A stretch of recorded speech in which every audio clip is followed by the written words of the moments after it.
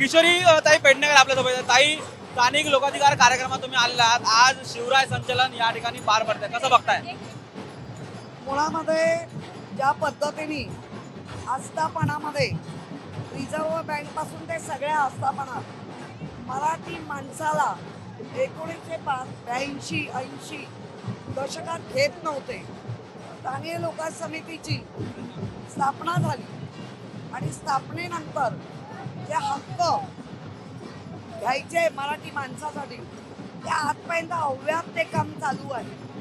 आणि हे शिवराय संचलन फक्त छत्रपती शिवाजी महाराज म्हणून होत नाही, तर ते महाराजांप्रमाणे त्यांनी दिलेल्या शिकवणीप्रमाणे वागणं बोलणं त्या आज आमच्या स्थानीय लोकांच्या समितीचे अनिल भाऊ देसाई ज्या नेतृत्व करतायत त्या खासदारांबद्दल सगळ्या देशात एक चांगलं स्थान आहे आणि प्रत्येक सैनिकाबरोबर त्या अतिशय आपुलकीने वागतात.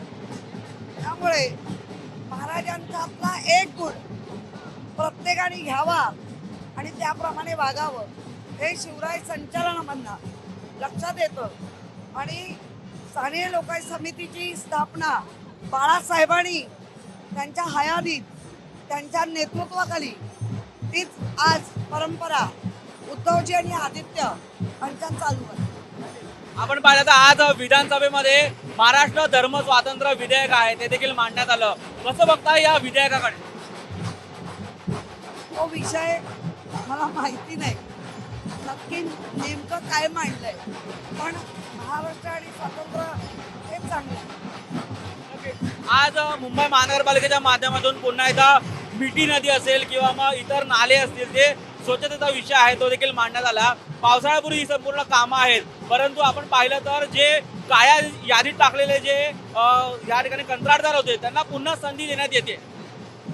ज्या लोकांनी आरोप करून ही सत्ता मिळवली त्याचं उत्तर आता तेच देते.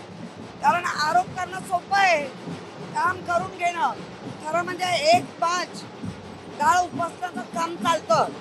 आपली निवडणूक जानेवारीत झाली, अख्खा फेब्रुवारीनं काय केलं, का प्राधान्य दिलं नाही या सगळ्या गोष्टीला, मीटिंग का झालं नाही, महापौर मीटिंग घेतात पक्षाची म्हणून घेतात का विरोधी पक्ष बाकीचे जे काँग्रेस पक्षाचा गट ते का कोणालाही बोलवत नाही, काय मुंबई आंदण नाही दिली आहे.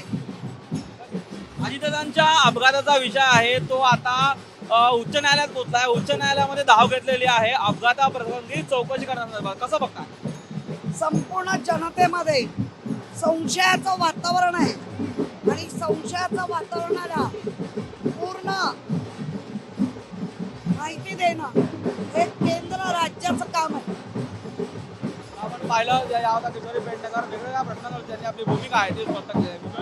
अरे निखिल चव्हाण, टीव्ही मराठी.